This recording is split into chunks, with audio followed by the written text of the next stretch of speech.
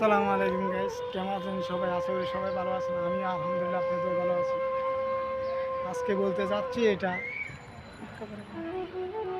যাদের থেকে বাবা মা আছে তাদের উদ্দেশ্য করে এই কথাটা বলা। দেখেন, আমি 11 বছর বয়সে বাবাকে হারাইলাম। প্রাপ্তবয়স্ক হয়ে মাকে হারিয়েছি। তা আমি বুঝি মা বাবার কষ্ট দিই। আজকে আমার কাছে টাকা পয়সা থেকেও আমি মা বাবাকে পাচ্ছি না, সামনে খাওয়াতে চাচ্ছিলেও আমি পারতেছি না।